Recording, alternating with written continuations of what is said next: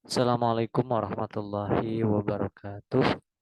Selamat siang teman-teman S1 dan D3 Sekolah Tinggi Analis Baktiasi Bandung. Hari ini kita akan bahas bagaimana proses perpindahan molekul dari satu sisi ke sisi yang lain melewati membran yang ada pada sel. Nah, dalam proses perpindahan tersebut ada dua mekanisme, ada yang pasif, ada yang aktif. Kalau yang pasif ini melewati membran tidak memerlukan energi. Sementara kalau aktif dia memerlukan energi. Nah, yang pasif ini terbagi menjadi tiga. Yang pertama ada difusi biasa, yang kedua ada difusi yang difasilitasi, yang ketiga ada osmosis. Kenapa sih harus terjadi difusi atau difusi biasa? Ya, karena molekul-molekul yang akan melewati membran tersebut sifatnya adalah polar dan tidak bermuatan sehingga bisa dengan mudah melewati membran itu. Kemudian ada difusi yang difasilitasi karena substansi tersebut atau material tersebut memiliki muatan dan juga uh, sifatnya non polar sehingga agak sulit untuk menembus membran begitu saja sehingga harus difasilitasi. Apa yang menjadi fasilitasnya atau apa yang memfasilitasinya? Yaitu protein. Nah, kita kemarin sudah belajar bagaimana susunan membran. Salah satunya ada protein ya di membran tersebut. Nah, itu gunanya untuk memfasilitasi. Nah, yang kedua, protein juga ada yang membantu untuk proses perpindahan aktif. Perpindahan aktif artinya dia memerlukan energi. Kenapa harus energi? Ada beberapa alasan. Yang pertama karena eh, protein ataupun molekul yang akan masuk ataupun yang keluar itu relatif lebih besar sehingga harus dibantu begitu. Yang kedua melewati gradien yang harusnya umumnya dari tinggi ke rendah ini dari kebalikannya dari rendah ke tinggi sehingga perlu energi. Nah, kemudian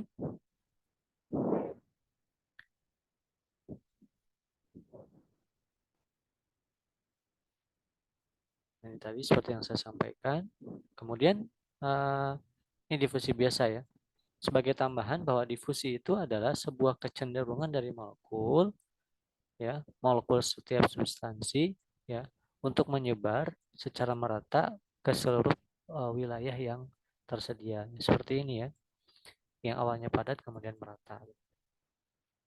Kemudian eh, substansi tadi itu eh, menyebar dari gradien yang satu ke gradien yang lain begitu ya.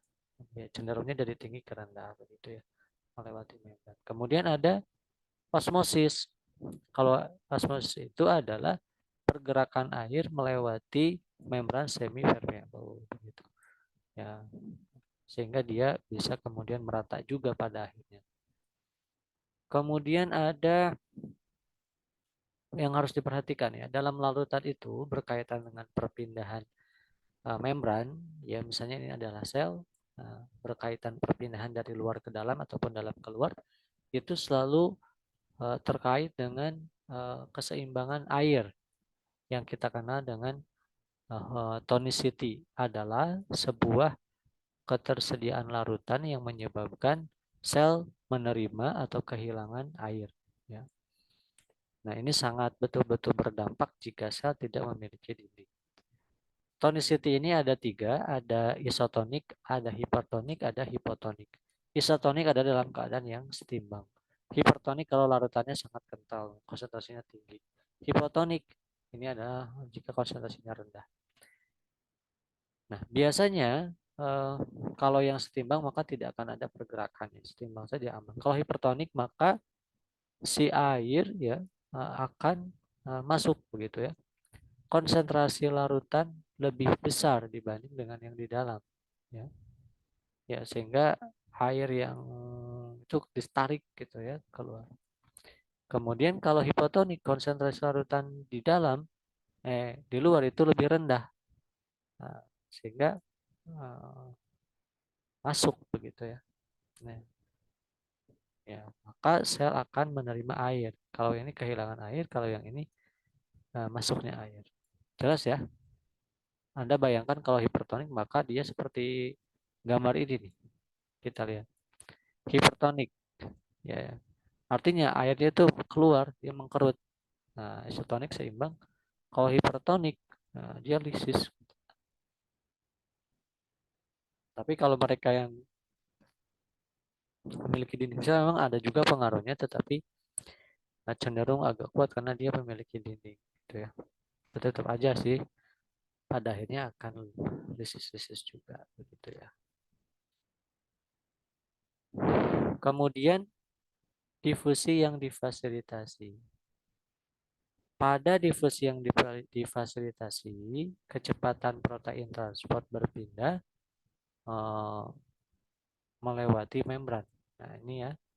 Ini adalah protein transport, dia dari luar masuk ke dalam. Channel protein menyediakan koridor yang membiarkan molekul spesifik ataupun ion melewati membran. Ini ada yang difasilitasi. Tadi ya, kenapa? Karena si molekulnya itu memiliki muatan dan sifatnya nonpolar sehingga tidak bisa langsung difusi lewat membran. Kayak protein. Ada protein yang pembawa juga. Dia mentranslokasi ya. Seperti ini maksudnya. Ketika dia menerima maka dia akan membuka. Kemudian jika akan melepaskan dia menutup bagian atas dan bagian bawahnya. Ini adalah carrier protein. Kemudian yang selanjutnya adalah transfer aktif. Dia menggunakan energi untuk berpindah. Ya. Aktif transport ini melewati gradien konsentrasi atau konsentrasi pada umumnya sehingga memerlukan energi. Nah, sehingga di sini disebutkannya mensyaratkan energi, begitu ya. Mensyaratkan energi. Contohnya sodium potasium pump atau pompa potasium, pompa sodium atau pompa elektrogenesis, co-transport. Nah, ini yang diperlukan ini fotonnya, ini ATP-nya. Bagaimana dia bisa keluar gitu ya. Melawan gradien maka dibentuk ke pompa ya. Jika ada yang ditanyakan boleh bisa langsung komentar ya. Nanti saya jawab. Kemudian